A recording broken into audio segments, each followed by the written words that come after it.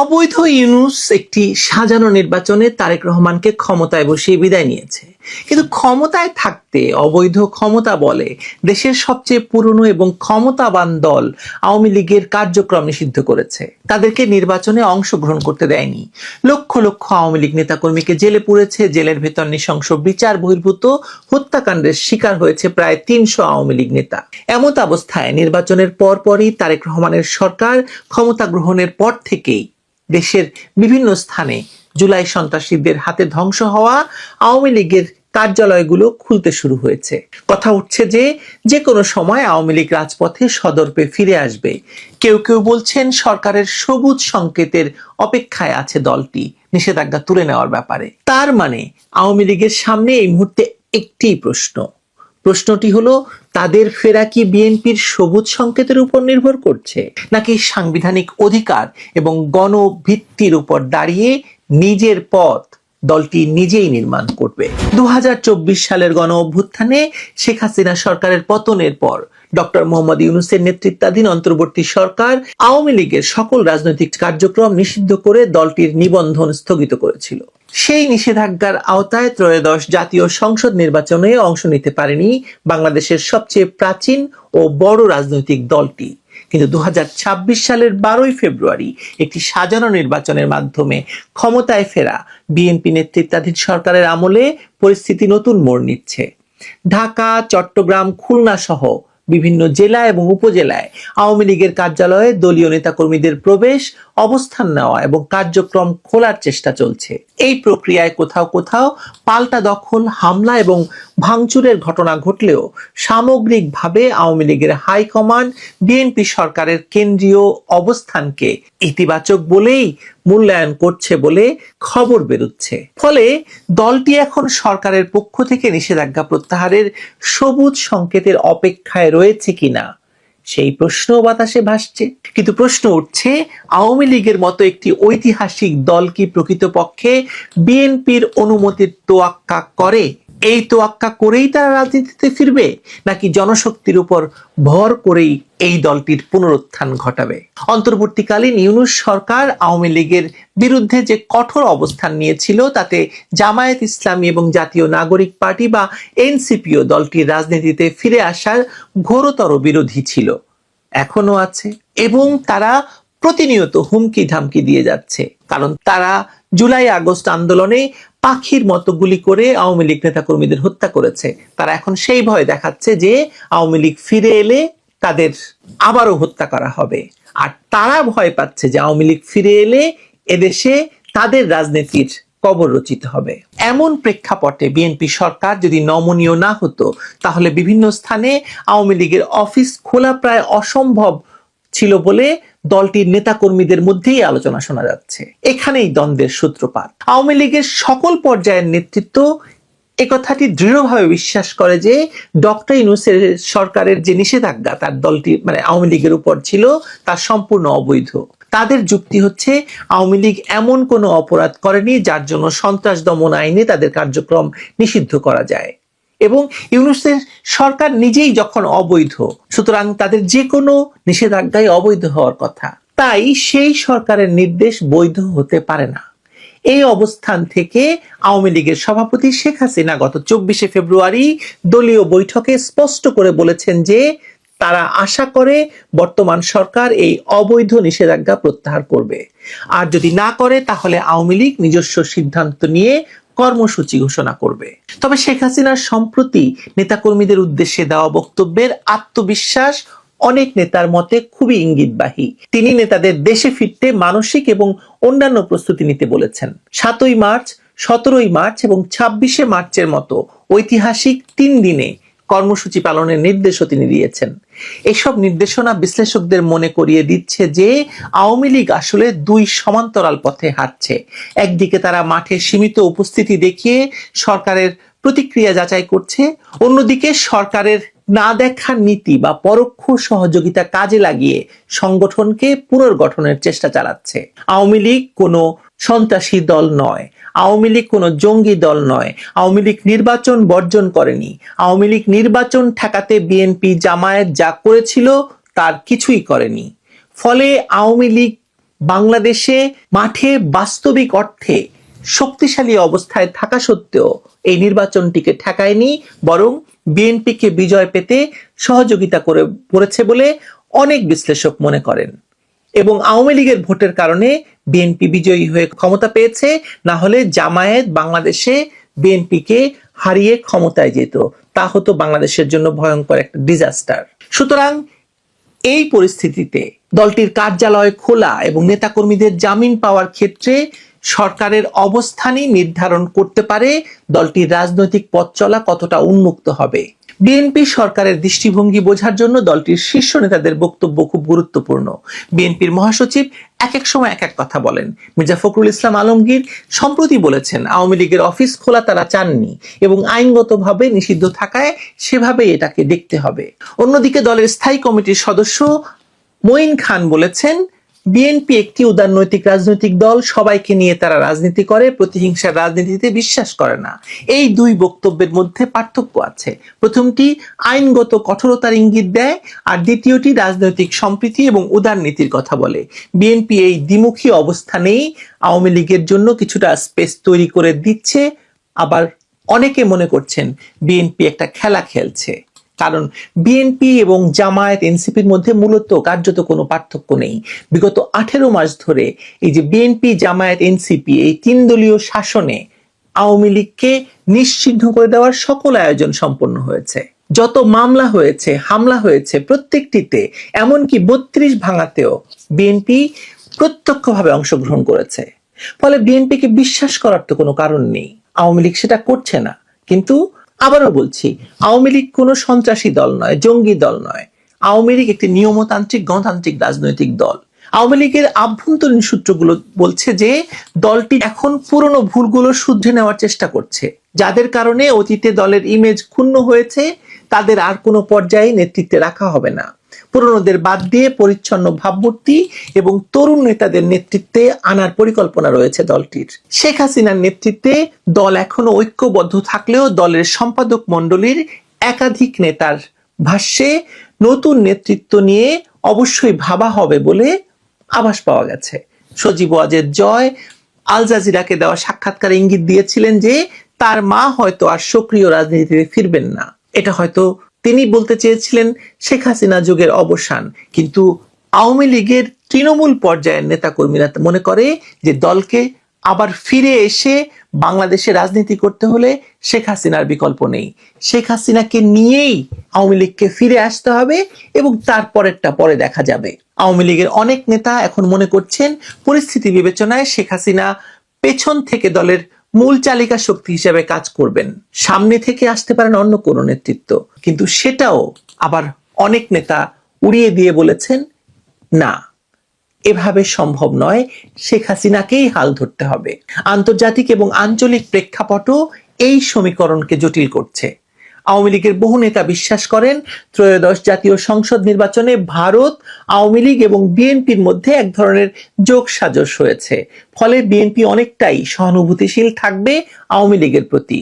নির্বাচনের পর বিভিন্ন স্থানে কার্যালয় খোলার ক্ষেত্রে বিএনপির সহযোগিতা প্রায়ই পাচ্ছেন তারা। এটা থেকে তারা এই ধারণা অর্জন করেছেন। আন্তর্জাতিক বিভিন্ন ফোরাম এবং প্রভাবশালী দেশগুলোর সহায়তায় নেতাদের জামিন পাওয়ার বিষয়টি সহজ করার চেষ্টা চলছে। বিদেশে আত্মগোপনে থাকা নেতাদের কেউ কেউ জামিনের পরিস্থিতি স্বাভাবিক হলে দেশে ফেরার কথা ভাবছেন বলেও জানা যাচ্ছে। বাস্তবতা হলো আওয়ামী লীগের কোটি কোটি নেতাকর্মী এবং সমর্থক দেশে রয়েছেন। দলটি তাদের বিপদে ফেলতে চায় না বলে তড়িঘড়ি করে কোনো বড় কর্মসূচি দিচ্ছে না। তারা বিএনপির অবস্থান পর্যবেক্ষণ করছে। প্রধানমন্ত্রী তারেক রহমানের এখন পর্যন্ত দেওয়া বক্তব্য এবং কর্মকাণ্ডে আওয়ামী লীগের অনেক নেতা কিছুটা স্বস্তি বোধ করছেন, কিন্তু অনেকেই সেটা বিশ্বাস করতে পারছেন না। কারণ অতীত ইতিহাস খুব ভয়ঙ্কর। আওয়ামী লীগকে নিশ্চিহ্ন করার জন্য বিএনপি এবং জামায়াত 21শে আগস্টের গ্রেনেড হামলার মতো ঘটনা ঘটিয়েছে। তারেক রহমান দেশে গণতন্ত্র এবং আইনের শাসন প্রতিষ্ঠা করবে বলে বিএনপি মনে করে, ইতিহাসে নাম লেখাতে চাইছেন বলে বিএনপি মনে করে। তাই আওয়ামী লীগও মনে করে যে হয়তো কোথাও না কোথাও ছাড় পাওয়া যেতে পারে।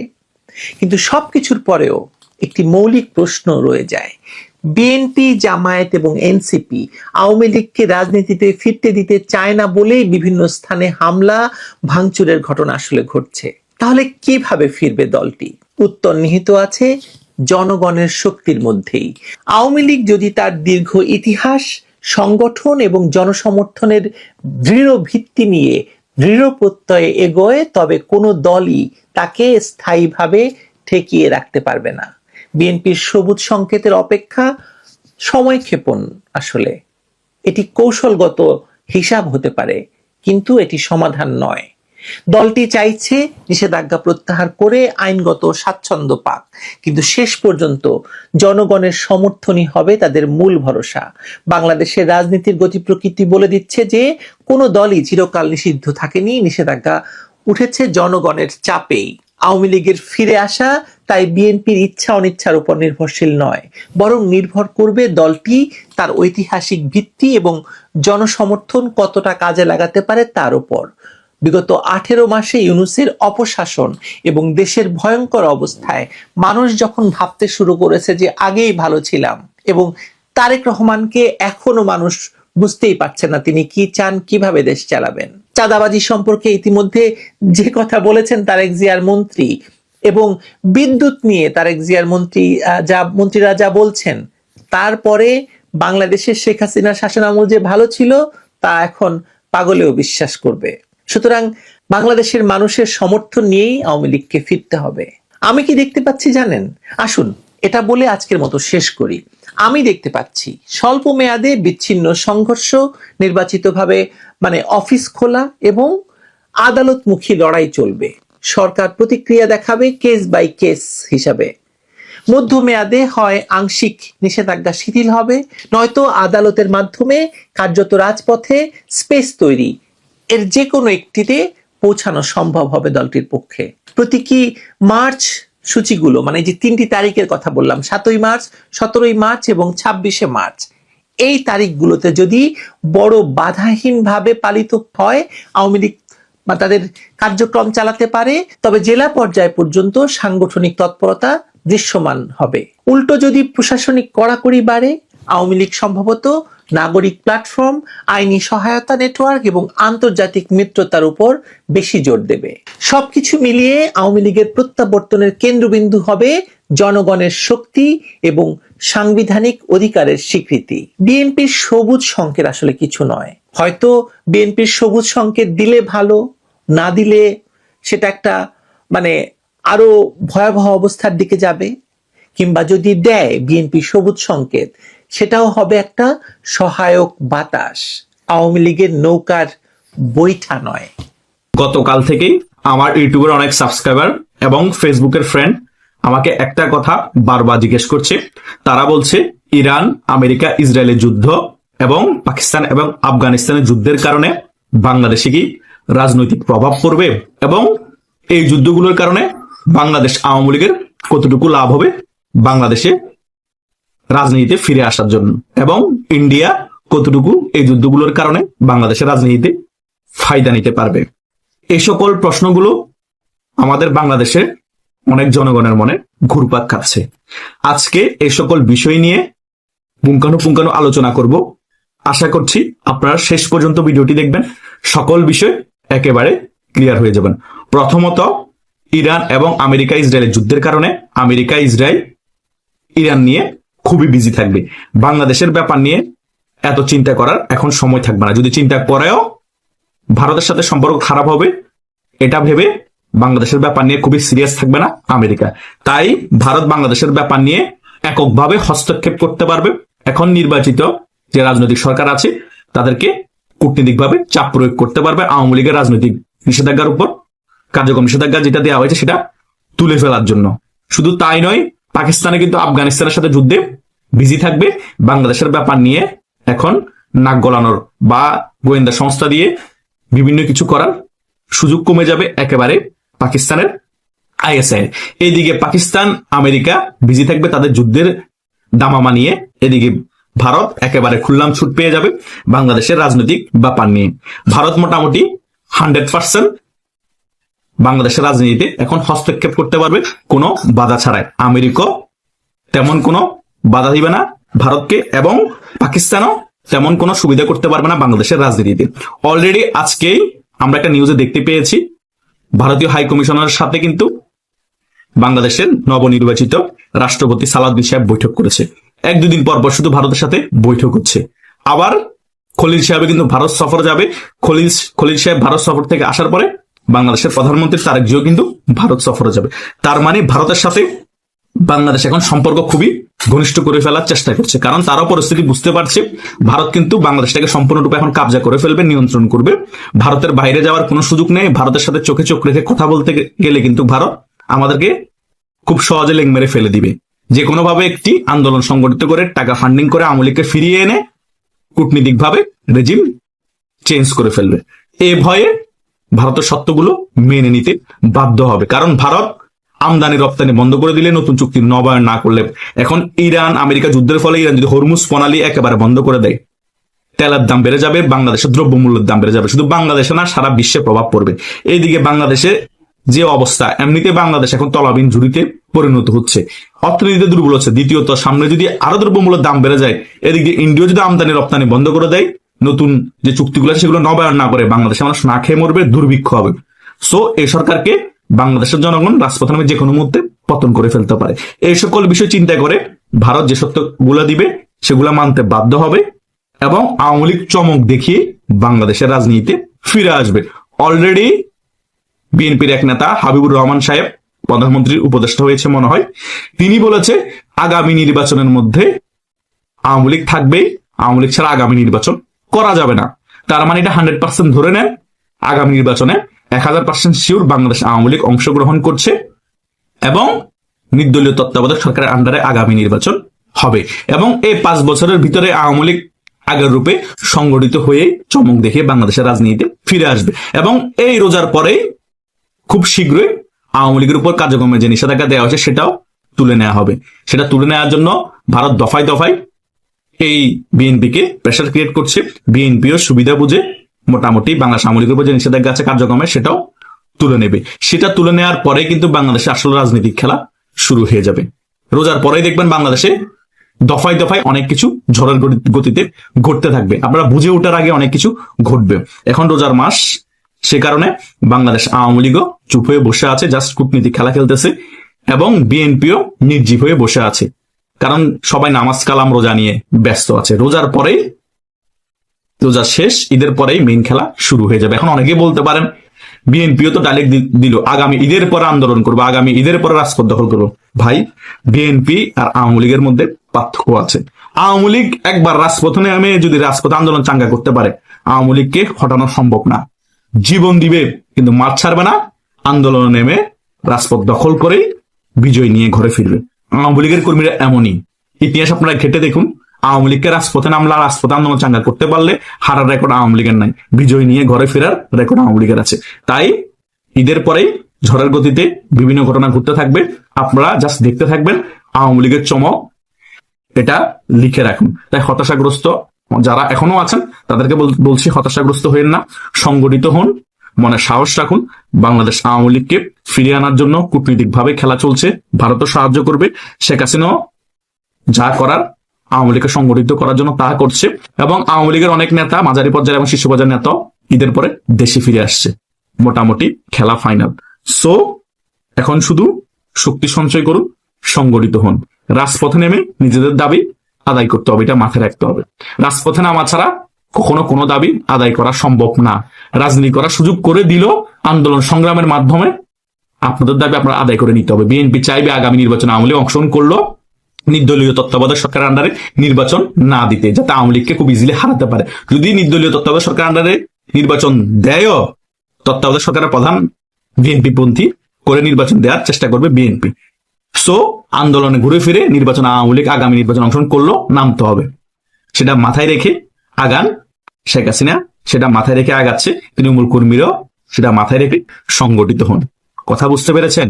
বিরোধী দলীয় থাকা অবস্থায়, দল কোণঠাসা থাকা অবস্থায় রাজনীতি করা খুবই কঠিন, খুবই কঠিন। যারা 2010-এর পরে রাজনীতি করেছে তারা এটা এখন ফেস করতে খুবই কষ্ট হবে, কিন্তু আস্তে আস্তে ঘষা মাজা খেয়ে খেয়ে শক্ত হয়ে যাবেন।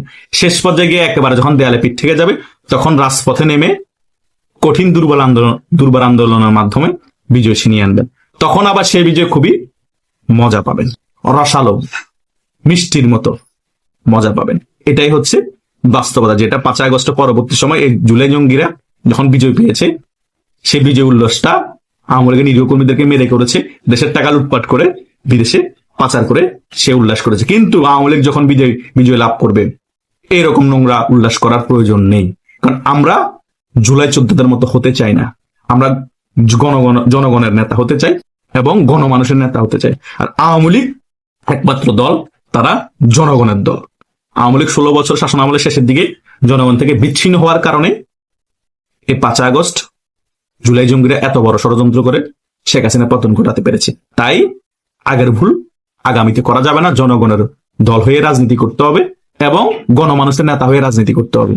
তাহলে কখনো এইরকম পরিণতি হবে না।